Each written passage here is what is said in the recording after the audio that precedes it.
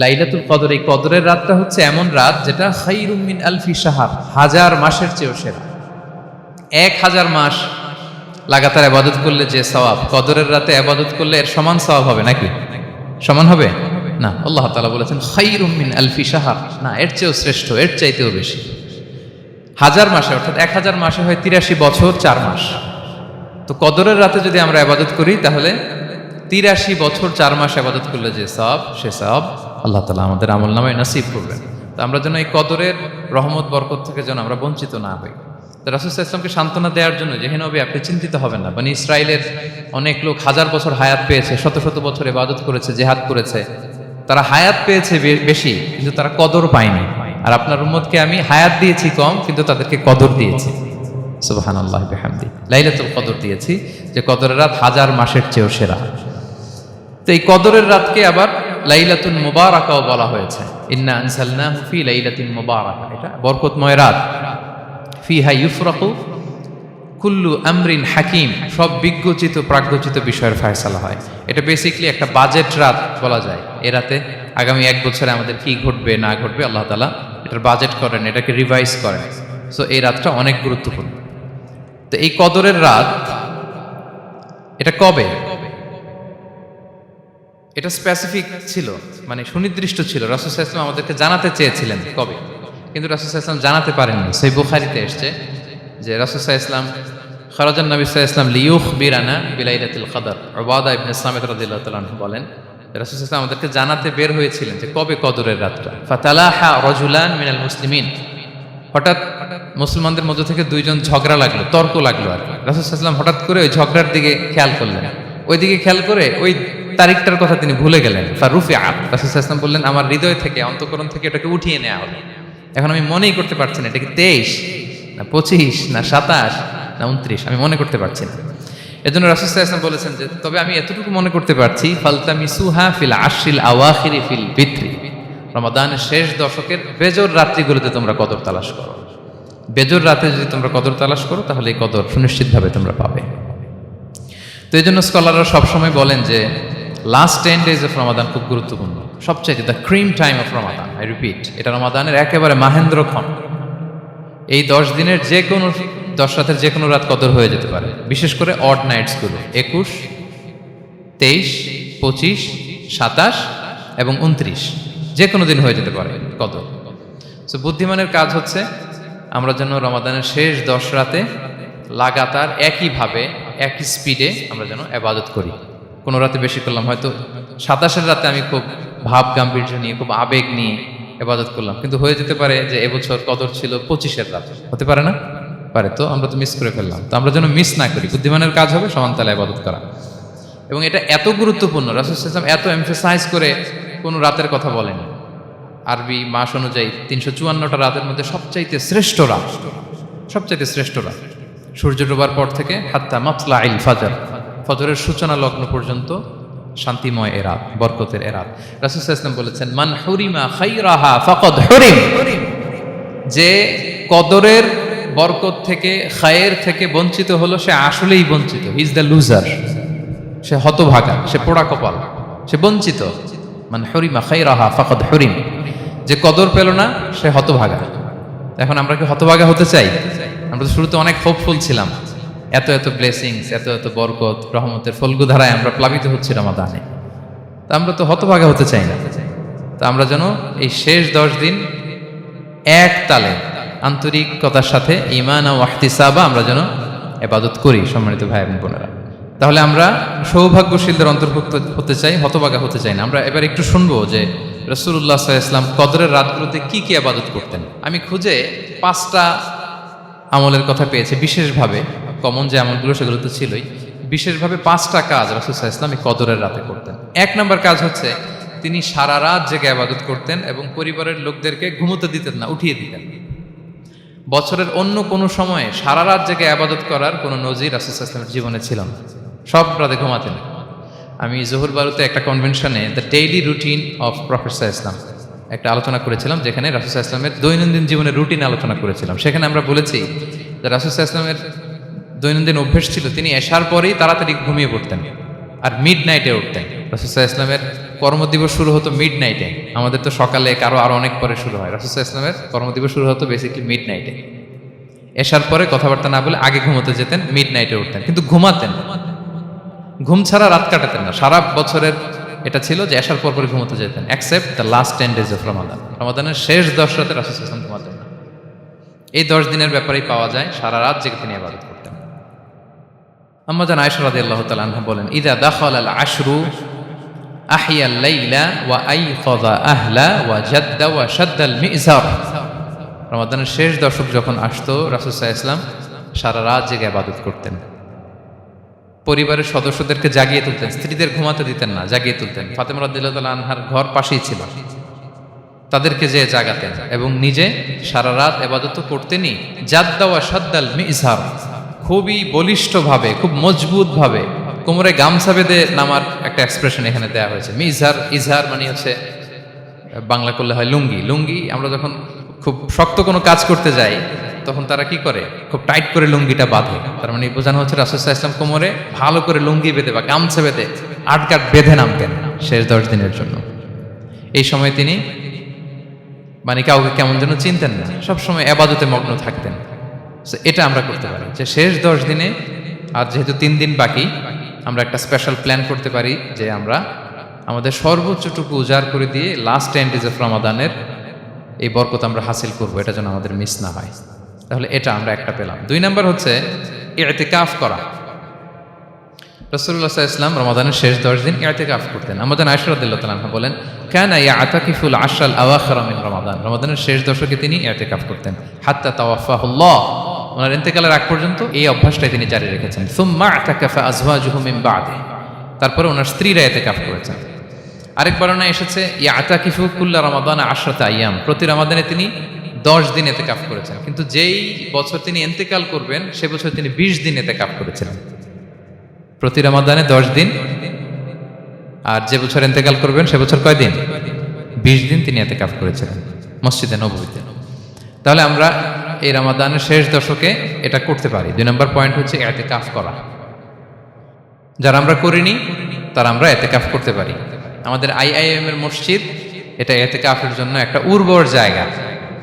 আমরা যখন এই ক্যাম্পাসে ছিলাম তখন দেখেছি যে এখানকার ইতিকাফের পরিবেশ যে এত সুন্দর, এটা কল্পনাই করা যায়।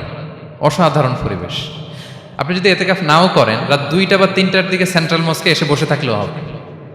রাত 2টা 3টার দিকে এসে বসে থাকলে দেখবেন যে কেউ সেজদায় পড়ে কান্না করতেছে, কেউ হালাকা করতেছে, কেউ তাসবিহ পড়তেছে, কেউ কোরআন তেলাওয়াত করতেছে।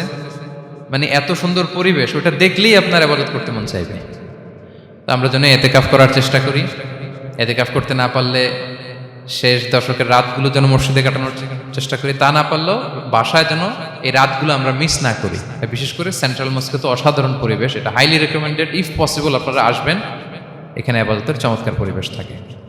3 নাম্বার হচ্ছে রাসূল সাল্লাল্লাহু আলাইহি ওয়াসাল্লাম এবং জিবরাইল আলাইহিস সালাম যৌথভাবে কোরআন রিভিশন করতেন। খুব ইন্টারেস্টিং। সারা বছর যেটা নাজিল হতো, রমাদানে জিবরাইল আলাইহিস সালাম রাসূল সাল্লাল্লাহু আলাইহি ওয়াসাল্লামকে শোনাতেন, রাসূল সাল্লাল্লাহু আলাইহি ওয়াসাল্লাম আবার জিবরাইল আলাইহিস সালামকে শোনাতেন। সহিহ বুখারীর বর্ণনা, কানা জিবরিলু ইয়ালকাহু ফি কুল্লি লাইলাতিন মিন রমাদান ফায়ুদারিসুহুল কুরআন। প্রতি রমাদানের প্রতি রাতে এসে রাসূল সাল্লাল্লাহু আলাইহি ওয়াসাল্লামের সাথে কোরআন মুদারাসা করতেন। সহিহ মুসলিমের বর্ণনায়, আন্না জিবরিল কানা ইউআরিদুহু বিল কুরআন কুল্লা আমিন মাররা। প্রতি বছর রমাদানে একবার শোনাতেন বা শুনিয়েছেন, যে বছর তিনি ইন্তেকাল করবেন তিনি 2 বার শুনিয়েছিলেন। আরাদা ইউআরিদু মানে এটা ফ্রম বোথ সাইড। আরবি শব্দটা এমন যে জিবরাইল আলাইহিস সালাম শোনাতেন, এরপর রাসূল সাল্লাল্লাহু আলাইহি ওয়াসাল্লাম জিবরাইল আলাইহিস সালামকে শোনাতেন। কোরআন রিভিশন করা। তো এই শেষ দশকের রাতগুলোতে আমরা যেন বেশি বেশি কোরআন পড়ি। কোরআন তেলাওয়াত, কোরআনিক রেসাইটেশন হতে পারে, কোরআনের অর্থ পড়া হতে পারে, তাদাব্বুরে কোরআন হতে পারে, কোরআনের হালাকায় জয়েন করা হতে পারে। ইন ইটস এনি ফর্ম আমরা যেন কোরআনের সাথে অ্যাটাচমেন্টটা বাড়াই লাস্ট 10 days অফ রমাদানে। 4 নাম্বার কিয়ামুল লাইল করা। রাসূল সাল্লাল্লাহু আলাইহি ওয়াসাল্লাম কিয়ামুল লাইল করতেন এবং কিয়ামুল লাইল শব্দটাকে রাসূল সাল্লাল্লাহু আলাইহি ওয়াসাল্লাম কদরের সাথে জুড়ে দিয়েছেন। সহিহ বুখারীর বর্ণনায় তিনি বলেছেন, মান কামা লাইলাতাল কদরি ঈমানা ওয়া ইহতিসাবা গুফিরা লাহু মা তাকাদ্দামা মিন যামবি। কদরের রাতে যে কিয়ামুল লাইল করে বিশ্বাস নিয়ে এবং নাজাতের প্রত্যাশা নিয়ে, তার পূর্বের সমস্ত গুনাহ আল্লাহ তাআলা ক্ষমা করে দিবেন। তাহলে কিয়ামুল লাইলটা রাসূল সাল্লাল্লাহু আলাইহি ওয়াসাল্লাম বিশেষভাবে কদরের রাতের সাথে সম্পৃক্ত করেছেন। আমরা যেন প্রতি রাতে কিয়ামুল লাইল করি, লম্বা সময় যেন দাঁড়িয়ে থাকি, লম্বা সময় কোরআনিক রেসাইটেশন করি দাঁড়িয়ে থেকে, লম্বা সময় রুকু, লম্বা সময় সিজদা, স্পেশালি সিজদা। আখরাবু মা ইয়াকুনুল আবদু মির রাব্বিহি ওয়া হুয়া সাজিদ ফাআকসিরু ফিহি দুআ। বান্দা যখন সিজদায় থাকে আল্লাহ সবচেয়ে কাছে থাকে, তো আমরা তো আল্লাহর সবচেয়ে কাছে যেতে চাই এই ক্রিম টাইমটাতে, কি বলেন? আমরা যেন লম্বা সময় সিজদাতে থাকি। কিন্তু আমাদের অনেকের যেটা হয়, নামাজে তাড়াহুড়ো, অনেকের সব ব্যস্ততা যখন নামাজে দাঁড়াই এরকম হয়ে যায়। রাসূল সাল্লাল্লাহু আলাইহি ওয়াসাল্লামের সালাত যদি আমরা খেয়াল করি, বিশেষ করে কিয়ামুল লাইলে এত যে সুন্দর ছিল, আম্মাজান আয়েশা রাদিয়াল্লাহু তাআলা আনহাকে জিজ্ঞেস করা হয়েছিল যে, হে আম্মাজান, রাসূল সাল্লাল্লাহু আলাইহি ওয়াসাল্লামের কিয়ামুল লাইল কেমন ছিল, কিভাবে কিয়ামুল লাইল করতেন? তা আম্মাজান আয়েশা দেখেন ওনার এক্সপ্রেশনটা কত সুন্দর। তিনি বলেছেন, ফালা তাসআল আন হুসনিহিন্না ওয়া তুলিহিন্না। রাসূল সাল্লাল্লাহু আলাইহি ওয়াসাল্লামের কিয়াম যে কত সুন্দর ছিল, কত লম্বা ছিল, আমায় জিজ্ঞেস করো না, আমি বলতে পারবো না।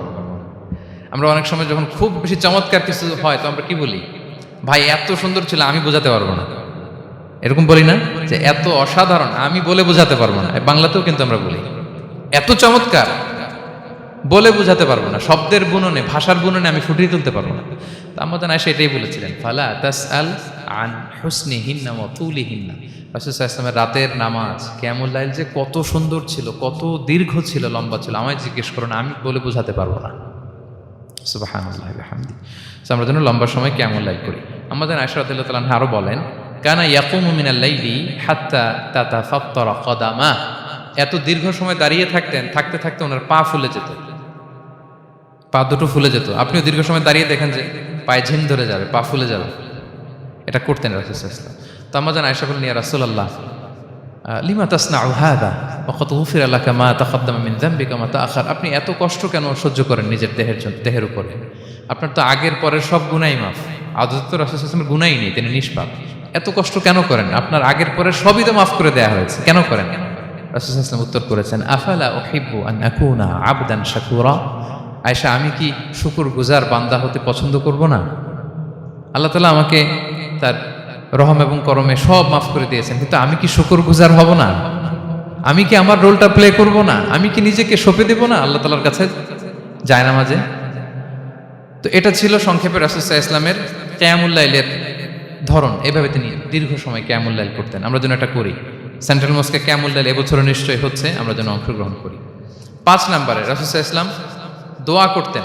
এই কদরের রাতগুলোতে খুব বেশি বেশি দোয়া করতেন। দোয়া নিয়ে আমরা একটা জুমার খুতবা দিয়েছিলাম, সেখানে আমরা বলেছিলাম যে দোয়া হতে হবে খুব আন্তরিক দোয়া, রোবোটিক দোয়া যেন না।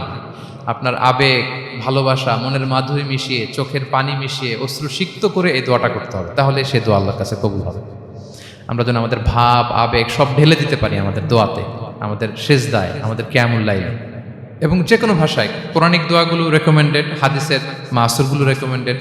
তাছাড়া আপনার নিজের ভাষায় আপনার কি চাওয়া, আপনার কি আকাঙ্ক্ষা, আপনার মনের কষ্ট, যাতনা সবকিছু আপনি আল্লাহ তাআলার কাছে পেশ করুন। এবং আম্মাজান আয়েশা জিজ্ঞেস করেছিলেন, ইয়া রাসূলুল্লাহ, আমি যদি কদর পেয়ে যাই আমি কি বলবো এই রাতে? মা আদউ, কি দোয়া করবো? রাসূল সাল্লাল্লাহু আলাইহি ওয়াসাল্লাম বললেন, তাকুলিন, আয়েশা তুমি বলবে, আল্লাহুম্মা ইন্নাকা আফুউন তুহিব্বুল আফওয়া ফাআফু আন্নি। আয়েশা তুমি যদি কদরের রাত পেয়ে যাও এটা বলবে, হে আল্লাহ আপনি ক্ষমাশীল, আল্লাহ আপনি ক্ষমাকে পছন্দ করেন, আল্লাহ তাই আপনি আমায় ক্ষমা করেন। হে আল্লাহ আপনি ক্ষমাশীল, আপনি ক্ষমাকে পছন্দ করেন, আল্লাহ আপনি আমাকে ক্ষমা করেন। এই দোয়াটা আমরা যেন বেশি বেশি করি। আমার সাথে সাথে সবাই একটু পড়ুন মেহরবানি করে। আল্লাহুম্মা ইন্নাকা আফুউন তুহিব্বুল আফওয়া ফাআফু আন্নি। আল্লাহুম্মা ইন্নাকা আফুউন তুহিব্বুল আফওয়া ফাআফু আন্নি। হে আল্লাহ আপনি ক্ষমাশীল, আপনি ক্ষমা করাকে পছন্দ করেন, আল্লাহ আমাকে ক্ষমা করেন। আমরা আমাদের নিজেদের ভাষায় অনেক দোয়া করতে পারবো, কিন্তু রাসূল সাল্লাল্লাহু আলাইহি ওয়াসাল্লামের শেখানো দোয়াগুলো এটা হচ্ছে মানে very precise in wording but comprehensive in meaning. এটার অর্থ, এটার আবেদন এটা অনেক বেশি। আমি অনেক 10টা-20টা বাক্য বলে এত সুন্দর কথা মিলাতে পারবো না। রাসূল সাল্লাল্লাহু আলাইহি ওয়াসাল্লাম যেটা শিখিয়ে দিয়েছেন, আগে আল্লাহর প্রশংসা করলাম, আল্লাহ আপনি ক্ষমাশীল, আবারও প্রশংসা, আল্লাহ আপনি তো ক্ষমা করাকে পছন্দ করেন। যেটা আপনি পছন্দ করেন না ওইটা তো চাচ্ছি না, যেটা আপনার পছন্দ, যেটা আপনি করতে ভালোবাসেন, গাফিরিয যামবি ওয়া কাবিলিত তাওব, আপনি ক্ষমা করাকে পছন্দ করেন, তওবা কবুলকে আপনি পছন্দ করেন, তো সেটাই তো চাচ্ছি আপনার কাছে, আপনি আমার তওবা কবুল করুন, আল্লাহ আপনি আমাকে ক্ষমা করুন। এই দোয়াটা প্রত্যেক রাতে যেন আমরা বেশি বেশি করি সম্মানিত সুধী। এবং এই যে রিমাইন্ডারগুলো শুনলাম, এটা রমাদানের পরেও যেন আমরা অব্যাহত রাখি। আমরা নাম দিয়েছি যে gear up for a great Ramadan. আমাদের এবাদতের যে ধারাবাহিকতা, এই গতিটাকে আরেকটু গেয়ার আপ করা, আরেকটু পুশ করা নিজেকে, আরেকটু এক্সট্রা ড্রাইভ দেওয়া এই শেষ মুহূর্তে। মাত্র 13টি দিন আমাদের হাতে আছে, আমরা যেন আরেকটু ইফোর্ট দেই, আমরা যেন আরেকটু ড্রাইভ দেই, যাতে করে আমরা আল্লাহ তাআলার আরও নিকটবর্তী হতে পারি। এবং এই রমাদানে আমরা যা শিখলাম, যেটা করলাম, এটার ইম্প্যাক্ট যেন রমাদানের পরেও আমাদের মধ্যে থাকে। আমাদের অনেকের এটা হয় যে রমাদানে আবেগে অনেক আলোচনা শুনে, ক্ষমার মাস এটা জেনে এত আবাদত, রমাদান নাই আবাদতও নাই, এরকম হয়ে যায়। এটা যেন না হয়, বরং এটার একটা পরশ যেন আমাদের হোল দ্য ইয়ার লং থাকে। আরব শায়েখরা বলেন যে কুন রব্বানি লা তাকুন রমাদানি, রব্বানি হও, রমাদানি হও না। মানে রমাদান আসছে, তুমি রমাদান কেন্দ্রিক আবাদত নিয়ে অনেক উচ্ছ্বাস, কিন্তু রমাদান শেষ, আবাদত শেষ, এমনটা যেন না হয়। রমাদানের পরেও সে মেহেরবান আল্লাহ তাআলা কিন্তু আমাদের জন্য আছেন। তিনি প্রতি রাতে শেষ রাতে নেমে আসেন, এসে ডাকতে থাকেন, কার ক্ষমা লাগবে ক্ষমা চাও, ক্ষমা করব। কে বিপদে পড়েছ বলো, আমি উদ্ধার করব। তো তিনি আরশের উপর থেকে প্রথম আসমানে নেমে আসলেন দেওয়ার জন্য। আমি ঘুম থেকে জাগতে পারলাম না, নেয়ার জন্য। এটা হইল প্রাইম মিনিস্টার আনোয়ার ইব্রাহিম আমাকে একটা অ্যাওয়ার্ড দিবে, লেটস সে হোটেল ইন্টারকন্টিনেন্টাল, উনি এসে বসে আছে, বাট আমি যেতে পারি নাই। এটা হয় না। আল্লাহ তাআলা প্রতি রাতে শেষ রাতে এসে বলেন কার কি লাগবে দাও। তিনি নেমে আসেন বা বিশেষ মনোনিবেশ করেন প্রথম আসমানে এসে, কিন্তু আমরা যে নিব সেই সময়টুকুন আমাদের হয় না। আমরা এতটা গাফেল যেন না হই, আমরা যেন একটু পুশ করি। বড় কিছু পেতে হলে নিজেকে পুশ করতে হয়, এক্সট্রা একটা ড্রাইভ দিতে হয়। সম্মানিত শুধু এই 17টা দিন কি করলাম একটু রিভাইজ করি, যোগ বিয়োগ করি নিজের সাথে নিজে, যে প্ল্যানটা নিয়ে রমাদান শুরু করলাম ওইরকম কিয়ামুল লাইল করতে পারলাম কিনা, ওইরকম চ্যারিটি করতে পারলাম কিনা, রেসাইটেশন করতে পারলাম কিনা, একটু যেন নিজের সাথে নিজে বোঝাপড়া করি, একটু যেন রিভাইজ করি এবং নিজেকে যেন একটু পুশ করি। সম্মানিত শুধু এই ছিল সংক্ষিপ্ত আলোচনা। আমি 30 সেকেন্ডসে পুরো আলোচনাটা আবার একটু যারা পরে এসেছেন একটু রিভাইজ করে নেই। আমি শুরুতে এভাবে শুরু করেছিলাম যে রমাদান এটা হচ্ছে it's a month of hope, এটা আশা জাগা নিয়ে একটা মাস। এই মাসের যে রহমত বরকতের যত যত হাদিস কোরআনের আয়াতগুলো আমরা বলেছি, এগুলো শুনলে আমাদের মধ্যে একটা আশা জাগে, আশাবাদী হয়ে ওঠে যে আমার এই মাস আমার মুক্তির মাস, আমি মুক্তি পাবো।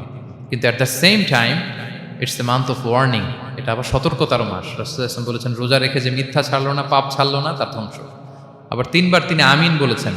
বেসিক্যালি এটা একটা বদদোয়া যে মান আদরাকা রমাদান ওয়ালাম ইউগফার লাহু, যে রমাদান পেয়েও নিজের গুনাহ ক্ষমা করতে পারলো না, তার ধ্বংস। সো আমরা আশাবাদী হব। আল ঈমান বাইনাল খাউফি ওয়ার রাজা, বিশ্বাস হচ্ছে আমার মধ্যে ভীতিও কাজ করবে, আবার আমার মধ্যে একটা হোপ থাকবে, এটাই ঈমান।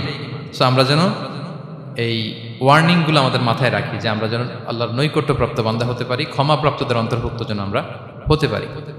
এরপরে আমরা বলেছিলাম যে লাআল্লাকুম তাত্তাকুন অ্যাচিভ হচ্ছে কিনা আমাদের প্রত্যেক কাজে এটা খেয়াল করতে হবে। আমাদের সম্মানিত ইউসুফ স্যার খুব সুন্দর করে এটা বলেছেন যে আল্লাহর সচেতনতা, আল্লাহর ভয়, to build up the sense that Allah is watching me, এই সেন্সটা আমার সব কাজের মধ্যে থাকতে হবে। যদি লাআল্লাকুম তাত্তাকুন অ্যাচিভ হয়, সাকসেসফুল, একটা সাকসেসফুল প্রোডাক্টিভ রমাদান আমরা কাটাচ্ছি।